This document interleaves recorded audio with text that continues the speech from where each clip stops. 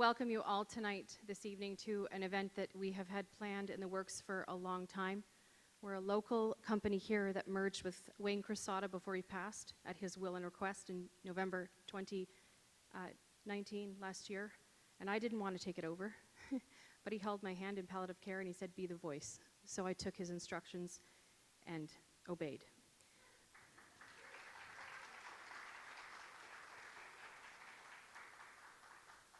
I'm not a university student. I don't have a degree behind me. I'm a journalist, and I'm a Cape Bretoner, and I got a big heart, and that's it.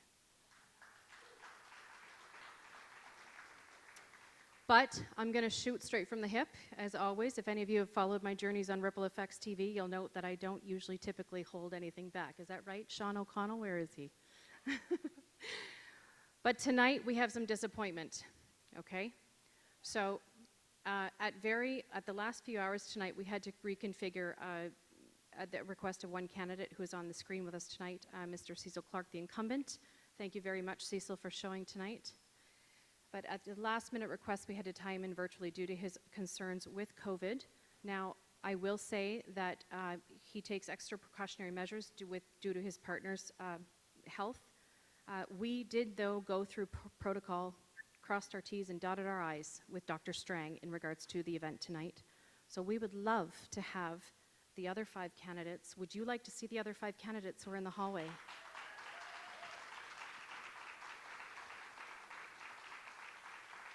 Now, I'm gonna be honest, they don't want to be here. They are in the hallway and they do not want to be here now that.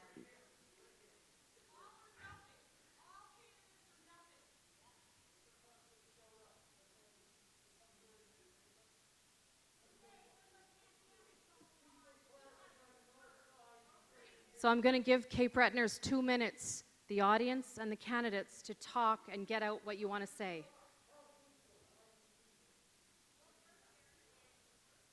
Can you stand up, please, in the audience?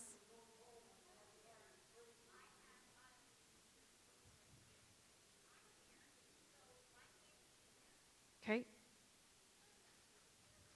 We're listening. Anybody else? Does anybody else have anything to say? Please stand up.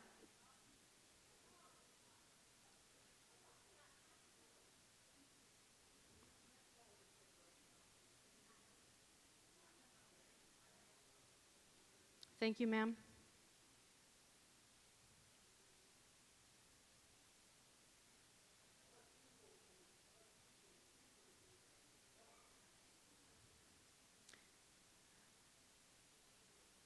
Can we have sound on the incumbent Cecil Clark, please? Good evening, Rebecca. Can you hear me okay? I can.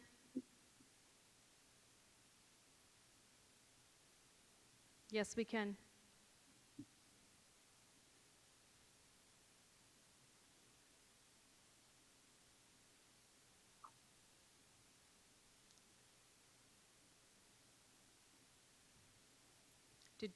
Can you hear us okay from that side? Yes, I can, Rebecca. Go ahead, Mr. Clark. Opening statement, Rebecca? Just the people would like to hear from you tonight. I've spoken your words, but they would like to hear from you personally why you aren't able to make it tonight when the other 5 candidates are here. As I've indicated during our drive along to you, Rebecca, that I stated then, as I will restate now, that I am very mindful of the protocols in place.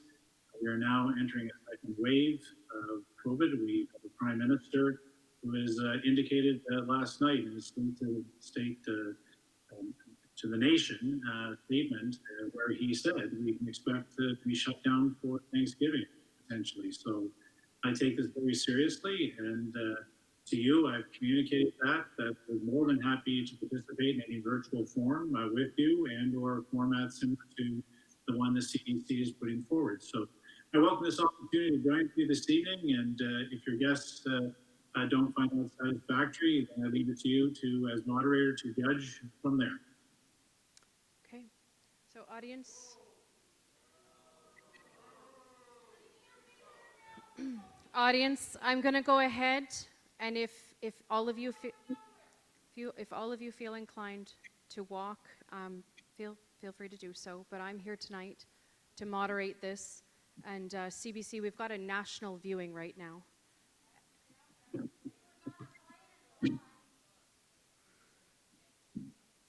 I would like to bring the candidates up on stage to hear their answers to the questions, and I'm sure all of you are here and would like to hear their answers to the questions.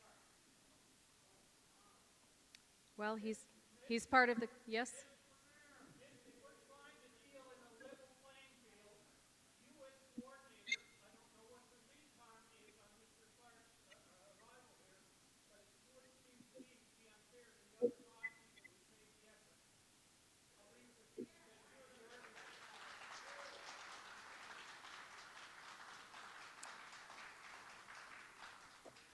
So we have two options at this point.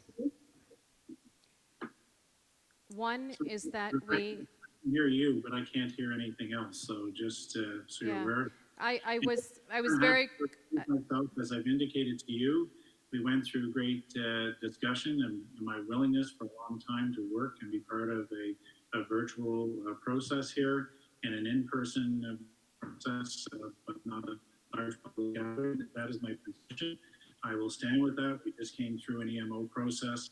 I've been very serious about the protocols and trying my best day to day to follow them. And again, I've made that very clear to you and your team.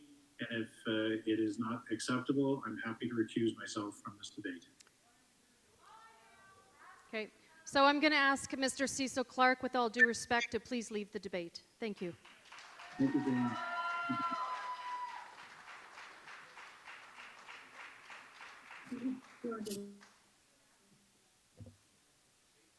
Okay, Breton, can we please hear what the other candidates have to say tonight?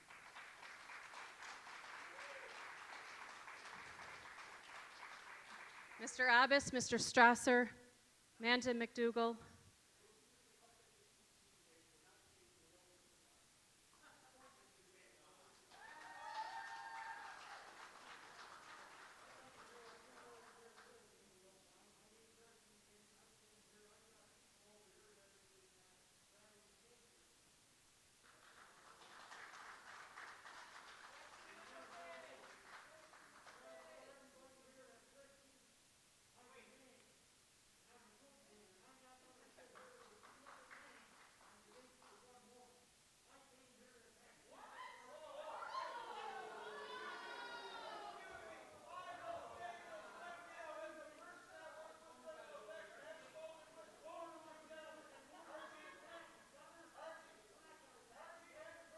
Kevin McCachran and Amanda McDougall, would you mind coming up on stage and sharing some thoughts? Thank you. Chris Abbas and Archie, you can leave the building. Thank you.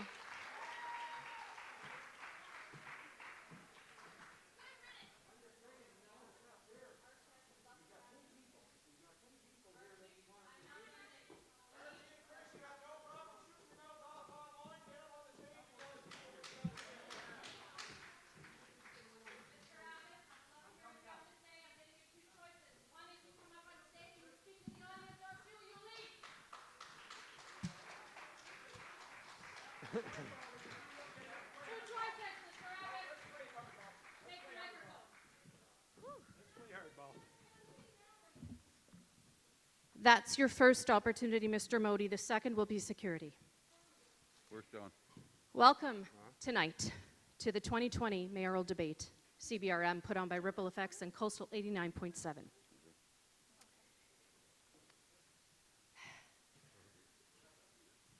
Yes.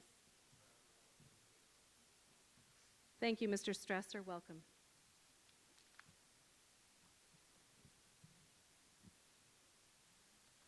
We'll wait for Mr. Strasser to come up.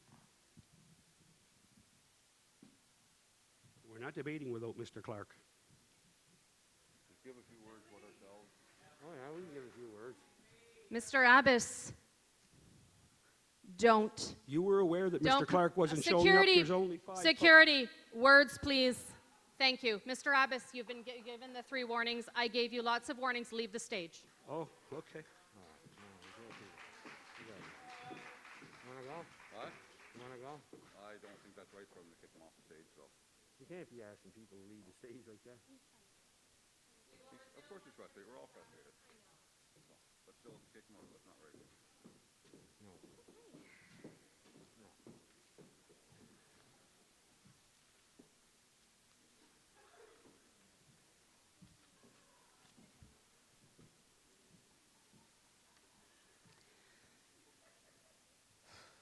Deep breath, Rebecca. Are we allowed to remove our masks? Audience, yes, you may remove your masks. Thank you. Audience, can I have a round of applause for those up on stage tonight?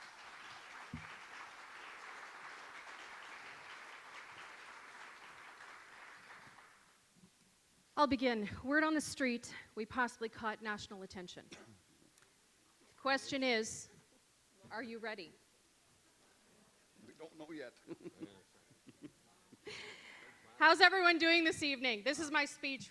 Flow with it. How's everyone doing this evening? Good evening and welcome to the Municipal CBRM debate. Cape Breton traditionally has fond memories and tradition of a wood stove, oatcakes, a cup of tea, and an open door. This is what brought me back home with 5 children as a single mom from out west in 2016. Please consider that image tonight as your room. We may not all agree, but we're here together with one single element that brought us here, and that's pride for the island we live on. My name is Rebecca. I spent a good portion of my youth growing up in Victoria County, but like many, headed out west in grade 12. I'm the CEO and proud CEO of RippleFX, the merge of 2 companies at the will and request of the late Wayne Cressada, the founder of Cape Breton Live TV. And I kid you not, he would not miss this event tonight if he was here. I'm pleased and honored to be your host and moderator. In 3 short years, this will be interview number 2,486 in a live stream with just the people of Cape Breton Island. We are pleased with our sponsors that we can provide an opportunity for you to make an informed and authentic choice on October the 17th. The format is 2-minute intro for each candidate, 5 questions with 1 minute to respond. My hand will go up on the 10-second mark just to remind them that they're closing in. We are strict with timing under COVID protocol, but also to ensure value and a commitment to a neutral and fair platform.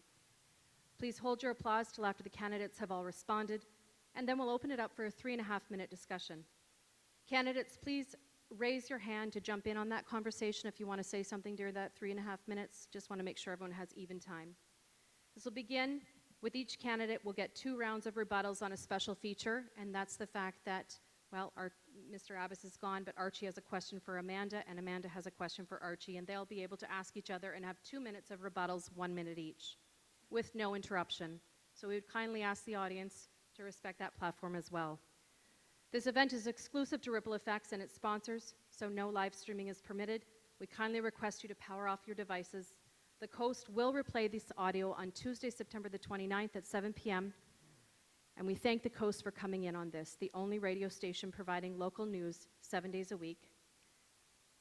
Also, our main host tonight and sponsor is Premier Van Lines in Sydney, and they're open for essential services in your moves, whether local or long distance or international.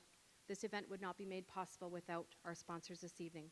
Thank you to our volunteers, candidates Glenn Perush, Gordon McDonald for door and stage help, Jennifer Megan Farrell with Dr. Strang COVID protocol and advice, safety.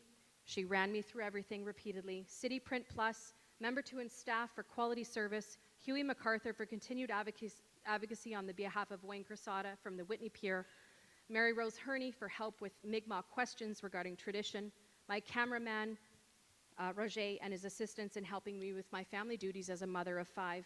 On behalf of everyone here tonight, welcome. Without further ado, we welcome the candidates. And to my right, Amanda McDougall, Kevin McCachran, Archie McKinnon, and Mr. John Strasser.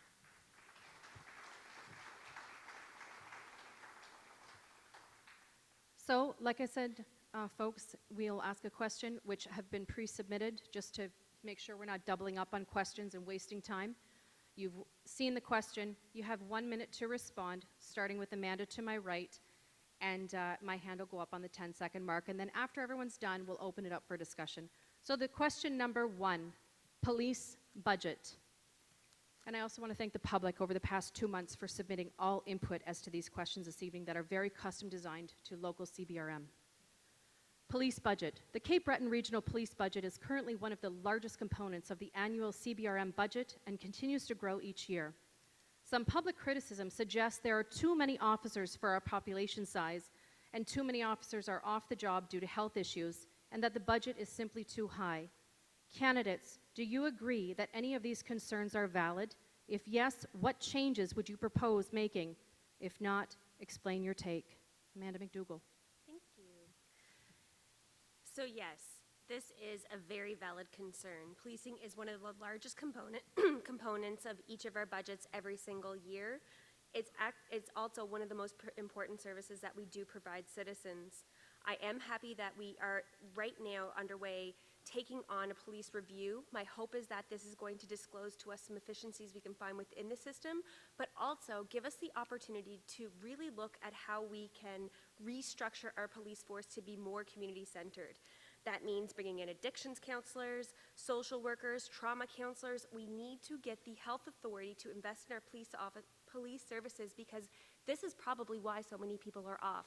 They're expected to do jobs that they are not trained for. Bring in the folks that are trained, help our complement of police services, and make our communities safer. Thank you.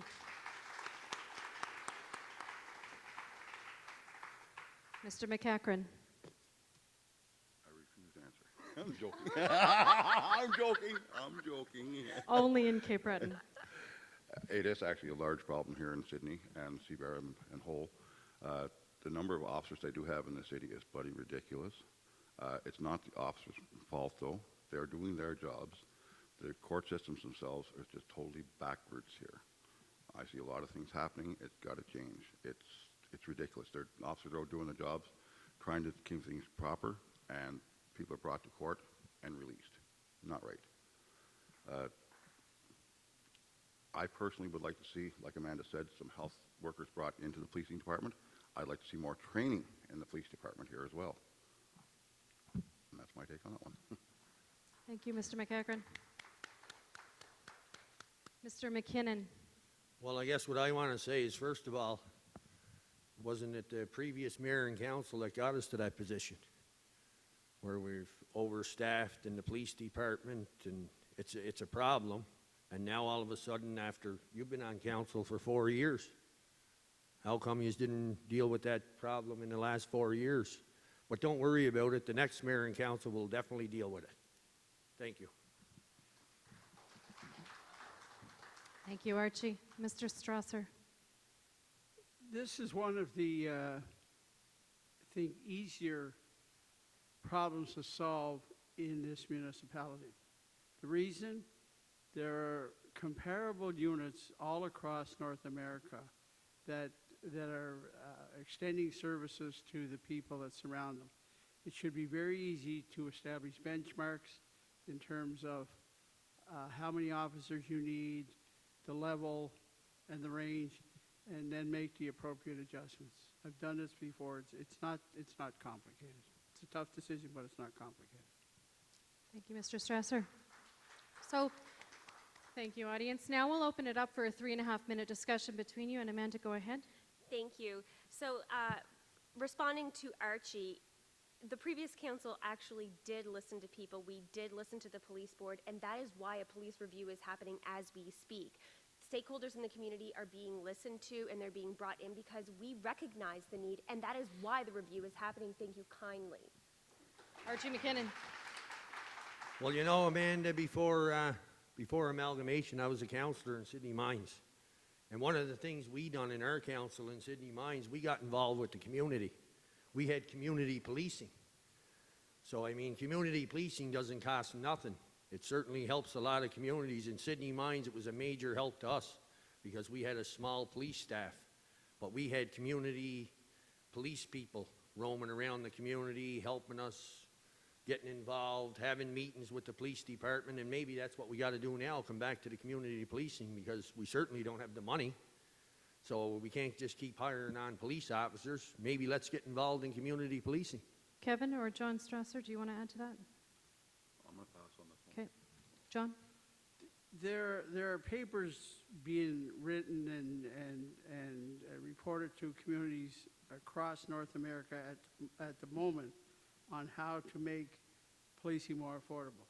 The Kennedy School at Harvard on Governmental Affairs has just released a report, and there are many ways to adjust the size of a police force and still have as good or better services to the community than what we have today. And that's our time on that discussion. Thank you very much on that one. Can we do a sound check for our live stream? Just getting some comments from our viewers that it's hard to hear. Could I get my cameraman to make sure he's a little bit closer to the speaker, and maybe sound tech in the back? Could we ensure, is it possible to turn up the sound a little bit more? They're just mentioning that they're having trouble hearing, so I just want to, so viewers that are watching there on the live stream, please feel free to comment and put up some thumbs or some whatever if you can hear us nice and clearly. Okay, so cameraman, I'm not sure if it's possible to even move up a little bit closer or if it's possible to get closer to the sound, but I just want to ensure that our viewers online can hear. So we're going to go on to the next question, which is job creation and economy. For many years, the CBRM has been attempting to secure a shipping container port as a major job creator. Candidates, do you believe the container port will be successfully achieved? If so, when? If not, what do you think is the best alternative for job creation in the CBRM? And starting with Amanda McDougall first. So this morning, I actually had the opportunity to speak with Albert Barbucci and get a little bit of an update on where the container terminal stands. He's very optimistic, which is great. I think that is indicative of what our council did previously by taking ourselves out of the equation, letting industry dictate how industry is going to grow and develop here in the CBRM.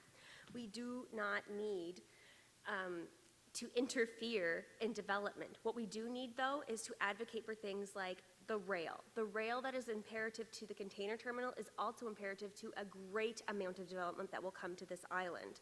We also need to look at history and think not to repeat the errors of the past. We cannot solely focus on one industry to provide jobs for everyone. This is a time where we need to diversify what we're doing in terms of development, small business, green tech, large industry, all together. Thank you, Amanda. Kevin McCachran. Yeah, I do believe that it's going to be very lucrative. The only drawback is, again, the rail, as Amanda mentioned, the trucking. These highways in the CBRM have to be improved. The highways here will not handle the trucking for that. Can you just speak right into your microphone, Kevin? I just want to make sure our viewers can hear you nice and clearly. Okay, what I said is yes, I believe it will be very lucrative for the CBRM. We do need the rail here. We need these highways improved. The highways that are currently in the CBRM will not handle the trucking that will be required from the port. Job creation, it's going to be what we make of it. We have to get out there and work together, get everybody working. We do actually have to interfere a little bit and try to push everybody in to get things working together. We have to get everybody running in the same direction, not everybody going off like a star. Thank you, Kevin. Archie McKinnon. Well, first of all, I don't think we'll ever have a terminal down here, container terminal, for the simple fact we got Halifax taking $250 million every year, and if we try to start a container ship terminal or whatever down here, they'll do something up there to take it away from us. So as far as job creation, we can forget about every bit of it. My plan is the best plan. I think what we should do is we fight, we get our equalization, and then we create jobs through starting to pave our roads, buying equipment, and hiring on people to pave and fix our roads. It's a lot cheaper that way, and we're using the money that we're going to fight and we're going to get. Thank you, Mr. McKinnon. Mr. Strasser. 3 parts maybe to the answer. Number one, to get the material from the water's edge to anywhere else, you're going to need a rail line. So we have to deal with that as part of the entire solution. 2, I don't see a container terminal being here unless it's a very small one, because Halifax has a huge edge on us at this point, and they're not going to let us compete against them in any sizable quantity. More important, I have one question. What's the budget that we have allocated in the current administration for people like Barbucci and Sheehy to run around pretending to build a container terminal? That's our time on that one. Thank you, Mr. Strasser. We're going to open this up for a 3.5-minute discussion now. Feel free, like I said, to jump in, Mr. Duco. So council did not approve any budget for container terminal development. That was done purely through the mayor's office. He was the one who was traveling on his own expenses. Council were not privy to even what was happening in China. If you might recall, I was the one who went on TV live and asked the question, what was happening in China? All I knew was some papers were signed. That was purely the office of the mayor, and that was not a decision of council.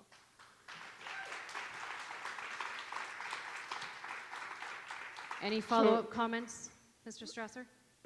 Good job, Rebecca, and I could compliment you because in a matter of about 10 minutes, we found part of the answer, maybe why the current mayor is not here.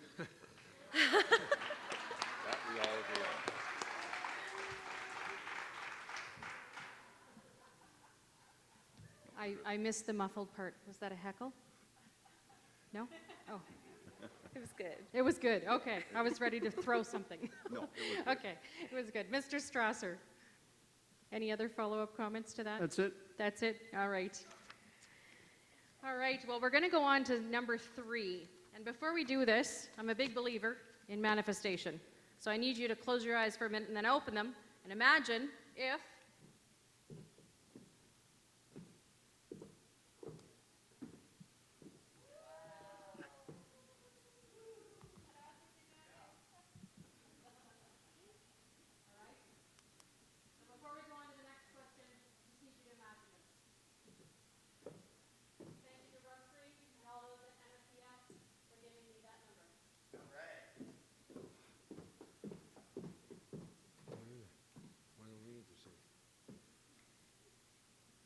municipal finance and solvency. Most of the CBRM's operational budget comes from the residential and commercial property taxes. Insufficient growth in the tax base has led to very high taxes. Many citizens of the CBRM believe that increasing equalization funding is the best solution. Candidates, do you believe that increased equalization funding is the right solution? If yes, how will you get it increased and when will that happen? If not, what is your best alternative strategy to bringing in more revenue for the CBRM? Amanda McDougall? Thank you. I do believe equalization is part of the solution for our municipality to grow, but this is going to be a multifaceted approach. We need to negotiate a better equalization formula alongside the 48 other municipalities in this province. Going at this alone is not working.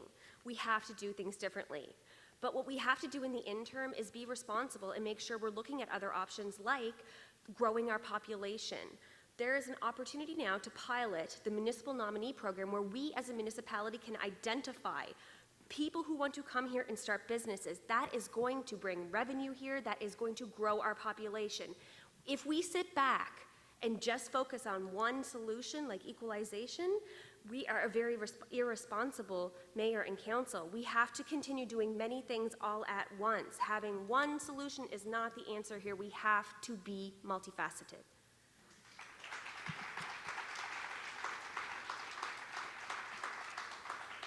Kevin McCachran?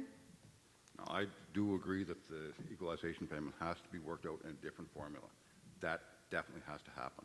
Right now, the property taxes, the business taxes are just out of this world in Cape Breton. I own, myself and my family own a couple of businesses here ourselves, and it's just bloody ridiculous. We need to get that equalization brought up here. We do need to support our foreign students. We need to get them all working here. We need to help them get their businesses opened here. I know a lot of my personal friends that work for me, which are students, that want to get their own businesses opened here. I'm doing everything in my power right now to help them get that done. And so far, it's been working rather well. Thank you, Mr. McCachran. Archie McKinnon? Well, let me tell you my plan, and for all the people out there listening. Politics have kept our equalization and money away from us for years. I've been telling people, and I want all the politicians, all the leaders, everybody in Halifax and even in Ottawa to know that if Archie McKinnon gets elected mayor, I am going to rally this community, and we're going to fight, and we're not going to stop until we get it. We're not going to pay a pile of money, millions of dollars, to get lawyers and fight them in court. We're going to do it with our own people. I'm going to ask all the people here to rally behind us, and if we have to, there's a provincial election coming real soon. If we got a mayor and council that's going to fight for our equalization, and these parties don't want to sit down and meet with the new mayor and council, especially if it's Archie McKinnon, I'm going to go on a campaign trail, and I'm going to travel all around this island, and I'm going to ask people that we need to get equalization fairness committees together and elect their own candidates. And now we'll have And MLAs. that's our time on that answer, Archie. Thank you. Mr. Strasser. I've been at many of the meetings that the Equalization Fund Group have had, and I've marched with them and I've carried a placard. I believe in them in terms of the fact that we are owed money, but I think 4 years is a long time, and if we can't make this Equalization Fund resolution an actionable item in 4 years, none of us should be mayor. Okay, so we're going to open this up now for a 3.5-minute discussion. And I think I saw Archie's hand go up first. Yep. Well, I'm going to tell you, listen, if we can elect all the MLAs that are going to fight for equalization with town council, and then if we have to, when the federal election rolls around, we'll do the exact same thing. And at the end of the day, within 2 years, we can have every MLA, every MP, and a full mayor and council fighting for equalization. And if they don't want to give it to us, well, then we'll separate and become our own province. And Amanda? Archie, I think the passion that you're showing towards this is part of what we have to do. We have to bring people together and fight together on this. We need to make sure that people across our island are all on the same page as well and ready to do this together. Going at this alone is not working. We also have to come up with a plan and show people where the gaps in services are. The point of equalization is to raise services to a certain level. We need to show line by line what services we are lacking on and what the dollar amounts are to get moving on that. We can't just stop and say we're going to... Kevin or Archie? Listen, folks, everybody that's out there is following my plan. They're understanding what we're doing. They've taken politics to keep that money away from us. I'm telling you people, if I get elected mayor, I'm going to use politics. In politics, no money, just the people. We're getting our equalization in 2 years. Kevin? Just speak right into the microphone. We have a little bit of echo, one of the viewers said. Okay, we definitely need all to fight together to get this equalization. There's no worked in the past. It's got to work in the future. Everybody that's elected, whoever the mayor may be, all the councillors, we all have to work together. There's no sense in saying, okay, we're going to do this, we're going to do this, if we're not going to all work together. Like, one person can't turn around and say we're going to do it, and then 3 others say no, not going to work. Archie McKinnon? Well, that's what I'm trying to tell people.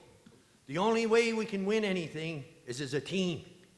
You know, and if somebody's taking all the money from the family and they're not bringing it home, we're all going to starve to death. And then before you know it, they're going to turn out the lights. Everybody's going to be gone. So the only way that we can get our equalization money is under my plan. My plan is to elect every politician on our side. That's our time on that conversation, Archie. Thank you so much. We're going to go on to question number 3, which is child poverty. Child poverty rates in Cape Breton and throughout CBRM are very high. Candidates as our mayor, do you believe you could have any impact on the number of family, seniors, and children living in poverty through your municipal leadership role? If so, what's your strategy? I'd like you to be specific about what you would do and how much impact you think you could have. If not, whose responsibility is it? Starting with Amanda McDougall. Thank you. Number one, I would refocus our sustainability fund mandate. So we want to continue to support the community organizations and the nonprofits that are essential to our community, but make sure when they're applying for the sustainability fund, those projects are centered on helping seniors and youth who are living under the poverty line. We also need to have a strategic plan in council. We've not had that. We had a list of priorities that came up at the very end of term we did nothing with because look where we are right now. We need to focus on demographic and issue-specific projects through that sustainability plan. And finally, we need to give residents a voice in council. Open up council like they did in Port Hawkesbury. Let people come in and actually talk to council and tell us how we can do better. Thank you, Amanda McDougall. Kevin McCachran. Excuse me. The homeless problem, the seniors, the lack of stuff for seniors, lack of stuff for youth here in the city is bloody ridiculous. I had the opportunity actually of visiting a boxing club for youth here in Sydney, doing a bit of volunteer work with them, seeing exactly what's going on. I've been away for 28 years. I've been in Northern Alberta working. I come home, I start up my businesses here, and what I'm seeing in Sydney, that's what made me decide to run for mayor, to change this, get people back into the livelihoods that they should have. The loss of the steel plant here was just ridiculous. It shut everything down on everybody. We need things done in this city. Like I said, we have to work together. We have to get organizations started to bring youth off the street. Maybe group clubs, boys and girls clubs, extra opened in the city, but we have to do it together. Thank you, Kevin. Archie McKinnon. Let me tell you what I'm prepared to do. First of all, for anybody out there that's trying to say I'm trying to buy votes, I'm not trying to buy votes. I'm trying to feed poor children. And that's part of my strategy in this election, is to embarrass the government. You know, that's what I've been talking to people about. It's not the question of trying to steal votes. I'm going to disgrace this government because of what's going on down here. And that's part of my plan. That's why I'm donating that money. I'm going to be going around, if I get elected mayor, I'm not going to be sitting in an office and trying to figure out how I can get another $8,000 or $9,000. I'm going to be figuring out how I can try to feed those children out there that are hungry. And that's what we need for a mayor. Never mind sitting down and getting involved in studies and all that. That's not going to help that child that's sitting there hungry. And equalization will help us with that as well. Thank you, Mr. McKinnon and Mr. Strasser. Great segue into this graph. Thanks. The Canadian Centre for Policy Alternatives for Nova Scotia, for 2019 report card, came up with a series of numbers in terms of child poverty across the province of Nova Scotia. So in reading some of this over the past several days so that I would be certain I had the perspective, this is what you find. Everybody see that?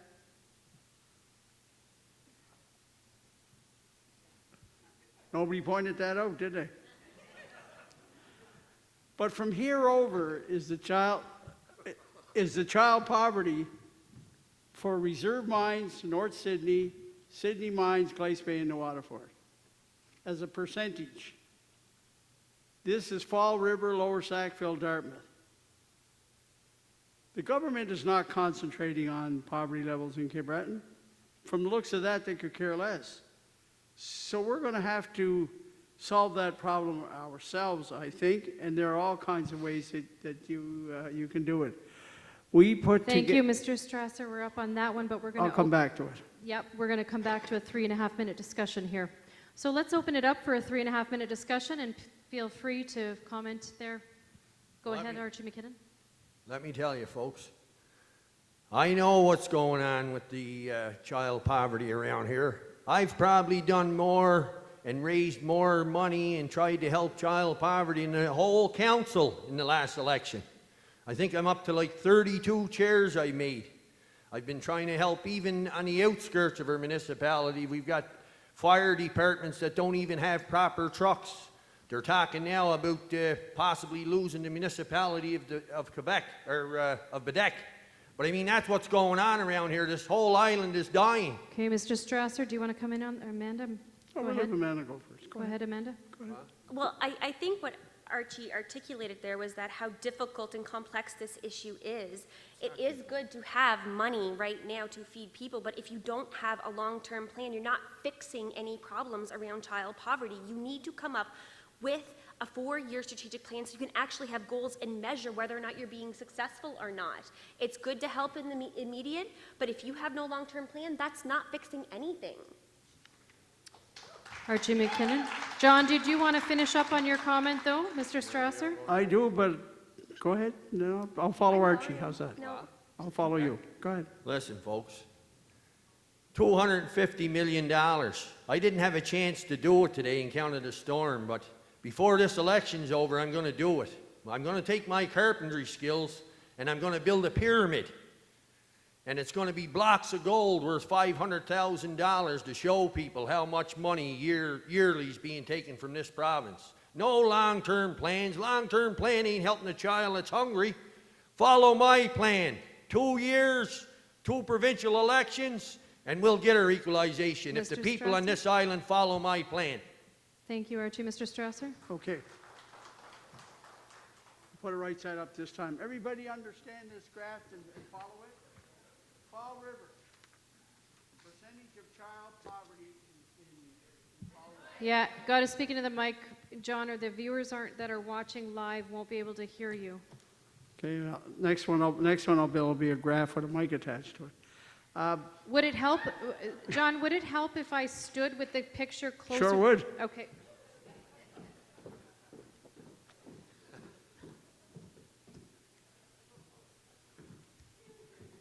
No, you don't need to, I know what's on it, so. On the left-hand side, you'll see Fall River. They're a percentage about 4 or 5% child poverty. On the extreme right is New Waterford, and it's up around 45. That's 8 times worse than Fall River. That's a big problem, but it's a big problem that we can do something about. One of the things in the last job I was in as president of St. Clair, we took some of the musicians in the area who volunteered, put together a concert at Casino Windsor, and donated over $100,000 to child poverty just from one performance. And these were just people that came together from Tea Party, from Big Sugar. We have tremendous musicians here, better than some of those that were on stage. And you at least help people on a journey until you can get the final problem solved. Thank you, Mr. Strasser. Thanks, Rebecca. Yeah, I just want to let people know if I happen to get elected mayor, I think we can have a big fundraiser down here. Everybody knows I'm a Leaf fan, and I think if I get elected mayor, the mayor might be able to entice the Leafs to come down here and do a charity hockey game first. That would be nice. I'll respond to that because I'm a Montreal Canadian fan. I can't let that one go.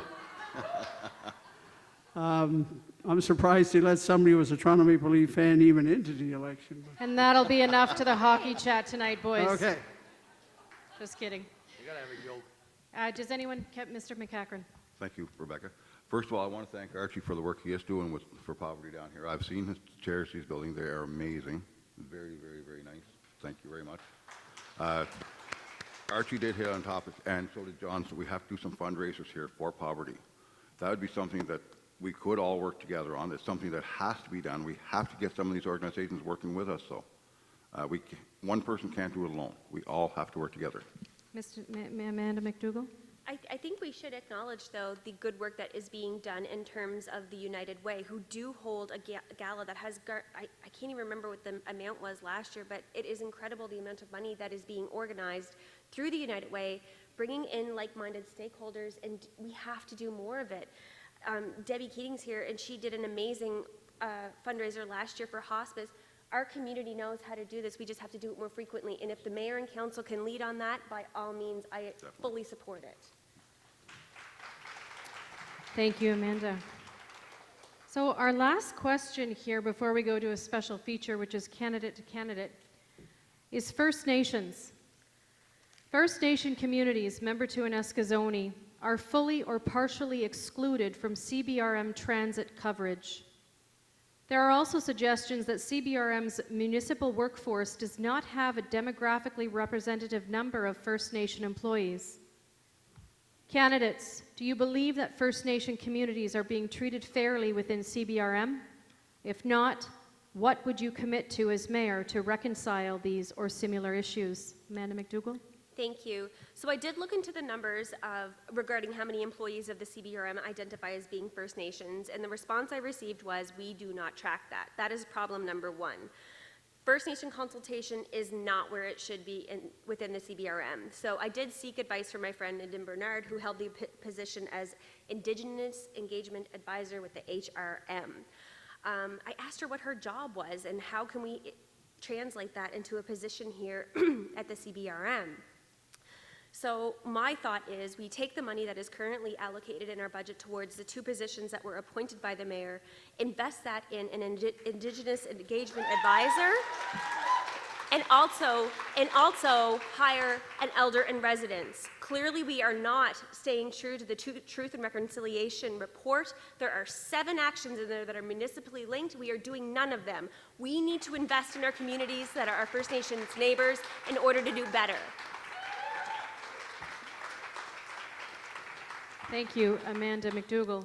Kevin McCachran. This one I love. My family actually comes partially from Eskizoni, East Bay, Big Pond area. My great-grandmother was actually native from First Nations. I like to call myself partially native. I look white. I am native. I do want to see the CBRM work more with the natives here. Indigenous people, whatever way you want to call it. I call native because I'm very proud of my native blood. Right now, I see nothing being done. Nothing whatsoever being done for Eskizoni, for Member 2, nothing. I've never seen a bus come through Member 2. I've seen nothing being done down here. I want to see more workers from Member 2 and Eskizoni on the job force working for the CBRM. I've actually had a lot of the CBRM workers working on my properties lately, or around my properties. I've seen no Indigenous people there whatsoever, none. So I want it brought up. Thank you, Mr. McCachran. Archie McKinnon. Well, I can tell you, I'm very, very familiar with the First Nations people. I'm an ex-horseshoe player and a maritime horseshoe pitching champ, and we played a lot of horseshoes in Eskizoni. Actually, Eskizoni has 2 maritime horseshoe pitching champs from there themselves. So we went there on a regular basis. I'm good friends with a lot of First Nations people, and I support their concerns. You know, I'm not going to be a mayor to try to separate and divide any groups. I'm going to try to be a mayor to bring all groups together. And if those people don't have jobs, we're going to make sure they get some jobs within the regional municipality. But I mean, at the end of the day, we're all in it together. We're going to be a team, and I'm going to make this island great again. Thank you. Mr. Strasser. Yes to the first part in terms of transit, because we're all citizens of the CBRM, if you want. So that should be an easy one to work out.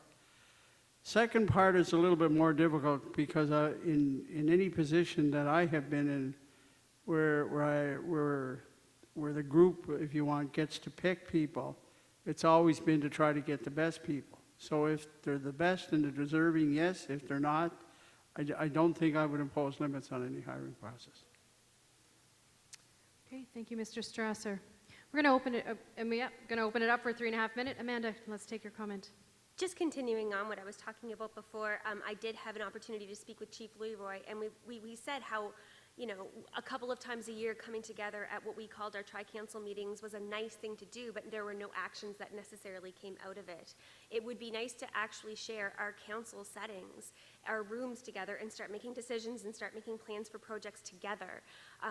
They have a wonderful and diverse group of people around their tables. We need to diversify together. We know that the more diversity around the table means better decision making. So why not start having council sessions together? Thank you, Amanda. Anyone else? That idea. Go ahead, Archie. Archie. To be knowing these consultation meetings and sitting down and talking, they've been going on with these cancellation meetings, and getting together and figuring out studies. We're sick and tired of that. We need help here. We need somebody that's going to build this island by fighting and getting the people to come behind us so they can fiddle around and So do you have a strategy, Archie? Yes, my strategy is equalization is going to serve 80% of our problems. The other 20%, the council and the mayor will resolve them. We'll deal with it. Until We then, want the money. till then, What? till we get that check on the front stage, Well, what like do you I said propose? to you, my plan is not to be 15 years down the road, not to cost the taxpayers 5 cents, just to follow my lead. If we have all levels of government all supporting equalization, what are they going to do? They either got to give it to us or let us become another province. Mr. Strasser, was that a face scratch or was that a hand Oh, up? that was, there seemed to be a lot of ifs in that response. So I was curious as to where that all leads, because up to now it's been no, no, no, no. So I'm not sure of the if part. Just wait, Archie. Yeah. Go ahead. You have to understand politics is what's keeping it away from us, okay? So what I'm trying to tell people, if we elect all equalization MLAs, we elect all equalization MPs, we elect all equalization councillors and a mayor, we got every level of government wanting to give us our equalization. So if they don't want to give it to us, we'll become our own province. All Mark right. McNeil and them fellas are ready to help too. Thank you. Thank you very much. So we're going to do a special feature. Now, in light of COVID, of course, the candidates were made known. By Monday, 12 midnight, they had to submit their question and their candidate. Archie has a question for Amanda, and Amanda has a question for Archie. So Archie, we're going to let you take the floor here. It's okay, Well, Kevin. pretty simple. It's And pretty simple what my question is. Amanda McDougall and Cecil Clark have been bickering and fighting during the last 4 years on council. The only thing they agreed on was Amanda feels that Cecil deserved that $34,000 raise, and she deserved her $9,000 raise. So I guess what I'm asking her is, if Cecil deserved the $34,000 raise, is maybe that the reason why you're running for mayor now? And Amanda has 1 minute rebuttal. You're quite comical, Archie, but what you call bickering is actually informed debate. You have to be professional in this position, and yes, you can have an informed debate and not agree with one another, but still be cordial to one another. That doesn't mean that I supported a raise for anybody. What happened was the federal government took away the 1/3 tax-free part of the salary. We looked to the Federation of Canadian Municipalities, to the Nova Scotia Federation of Municipalities, who advised it is fair that we keep our salaries, our take-home salaries the same. This is just another example of how the federal government did download another cost to our municipalities. We should not have discussed it in camera. I was the first one to go public and say we did wrong. If anything else that comes out tonight, I don't mind saying I am wrong from time to time, because that happens. That is human and that is honest. What we do have to do is look back and not make those mistakes again. Archie, you have 1 minute to rebuttal. Well, like I said, so in other words, the federal government came down and took some money from you, so you turned around and charged it to the taxpayers. Right? I'm going to give him 40 There's seconds. no ifs, ands, or buts about it. I mean, let's be upfront and honest. It is what it is. You said to yourself, well, I agree with that. If they're going to take money from away from us, let's let the taxpayers pay for it. So what? Like I said, follow the money and you'll find the crooks. Thank you, Archie. Amanda, your last rebuttal. Thank you. The only thing I will admit to doing wrong was having in-camera meetings. That we did not listen to the proper advice. We should have gone to the Department of Municipal Affairs and seek out our municipal advisors. We should have known better. I'm not doing this job for free. It is a hard job. It is a job, Archie. I have a family to take care of as well, and to lose money and not be able to take care of my family is not a very fair thing to ask. Yeah, but you got a job besides that. You got a full-paying job besides Archie, that. wait. She has 30 seconds left, please.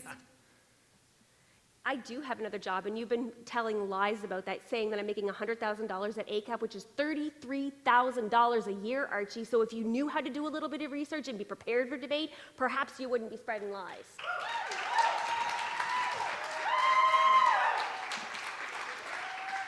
All right, and that finishes that candidate-to-candidate question. Thank you both for respecting that rebuttal. So Amanda has a question for Archie. This will finalize our debate tonight, and let's give Amanda her time for the question.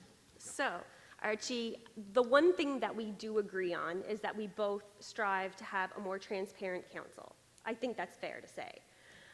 In light of transparency, my question is, you did have a video where you disclosed that you're being investigated by the federal government for misuse of election funds. Yes. Can you explain to us why you're being investigated for that misuse of election funds and why the residents of the CBRM should then trust you to be able to handle $150 million capital budgets, operating budgets, if you couldn't manage your own campaign? 60 seconds, Archie. Well, first of all, I'm not being investigated. It was me that contacted the federal investigations of the Elections Canada. The investigator's name, by the way, is Tom Lowry, and the object of it was, I paid for my own campaign.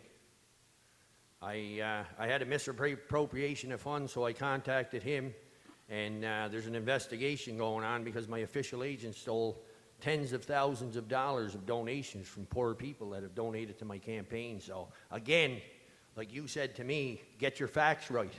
I'm not being investigated. It's the person that I followed through the money trail to find the crook. Well, I found him. Okay. And it's just a matter of time before. So it's not me being investigated. 5 seconds, Amanda. It's my official agent. Thank you, Archie. Amanda, go ahead. So you just said you funded your own campaign, but you were respecting the donations from people. I'm not entirely clear what the facts are here. Well, let me tell you. Well, let me explain it to you. I ordered and bought all my own signs. And then a bunch of people, I mean, I had seniors coming in and giving me a $50 donation. Well, I didn't take it. I'm not allowed to. My official agent's the only one allowed to handle the money. Am I allowed to talk? Or is Amanda speak? Yeah, audience, please let Archie speak. He has 40 seconds. Archie, go ahead. So anyway, to make a long story short, I had to contact a lawyer because I got a rebate check for $14,900. I contacted my official agent and I said to him, "My God, you just got another check for $15,000." He said, "No, it's only 11." I went, "Oh my God!" So I had to contact a lawyer, and I actually froze $15,000. I froze $11,000 of it was Election Canada's money, not even mine. So as far as Elections Canada, I think they're kind of happy with me. They're very pleased that I saved them $11,000. Amanda, you have the last rebuttal if you want. No, I think this is good, and this is probably how things should go rather than spouting out lies about people. Like you saying that I have a $250,000 salary coming in each year. Clearly, you don't know how the nonprofit sector works. I make $33,000. It is not paid for by anyone in the CBRM. Okay, we have to stick to the relevant question, folks, that was asked. Thank you so much, everyone. Done. So, audience, candidates, thank you. Please rise and say thanks to them tonight for coming out here, you guys. Thank you very much, everyone. And Kevin, would you, I just want to give them the last closing words, each of them on a good note tonight. And we're actually going to start with Amanda. We're going to give a closing 2-minute speech from each and every one of the candidates. And I also forgot to mention, on behalf of everyone here and everyone watching globally, we would like to acknowledge that we stand on the unceded territory of the Mi'kmaq Nation. And Amanda, go ahead with your closing comments. So I'm happy that we actually get to stand together on a stage and talk to each other face to face. I think this is a wonderful exercise in democracy. I'm excited about elections, even though it's so different this time around, not being able to connect with people face to face in the same room. So I'm truly grateful for this opportunity. I'm excited to keep going on this election trail. I am very excited about the potential of being your next mayor. Mr. McCachran. Kevin. Kevin. First of all, Rebecca, I want to thank you for everything you've been doing for all of us. The fact for myself, my family, all of the candidates here as well. You're doing a phenomenal job. I look forward to working with all of the candidates. I've met most of the candidates for the municipal election so far. Tonight was the first time I met Amanda and Archie and John, actually. But the councillors, I've met most of them already. I am looking forward to working with them. I'm looking forward to working in my community, or our community, not mine, it's ours. Get things going here better for all of us. I look forward to being your mayor. Thank you very much. Thank you, Kevin. Archie? Hey, I want to thank everybody for allowing me the opportunity to speak and everything here tonight. Yes, it was a wonderful time. I enjoyed myself. And to you, you yellow, you know who I'm talking about, Cecil Clark? Archie, You Archie. yellow, you show up at the next debate because I'm waiting for you. Mr. Strasser. I was going to end on a serious note and thank everybody, so thank you for that. But I'm going to continue in the line here. Best phone call that I've had a response on, not me personally, but when the lady informed the gentleman on the other end of the phone that she'd like his support for John Strasser, he said, not a chance. I'm not voting for that guy. I will never vote for that guy. So being curious, she said, why not? Well, he said there was a hockey league at Sydney Steel way back. He said he wouldn't let me play goalie. She said, well, I know the candidate. I find that hard to believe. What happened? Why wouldn't you? Well, I wanted to play goalie, and he wouldn't let me play goalie. And she said, do you work at the steel plant? No, but my father does. That was his reason. She said, well, if they opened it up to everybody, anybody could play then. He said, I'm still not voting for him. Thanks for being here, folks. Appreciate it. Thank you, Cyril McDonald and his family. I said to Cyril tonight, he said, do you need any help with anything? I said, yes, I need green roses. There is no green roses. I didn't get an explanation back. 40 minutes later, I got a picture of a spray can paint in his back seat and roses from Sobeys. Thank you, Cyril, for roses for Cape Breton. Thank you, Rebecca. Good job. Good job.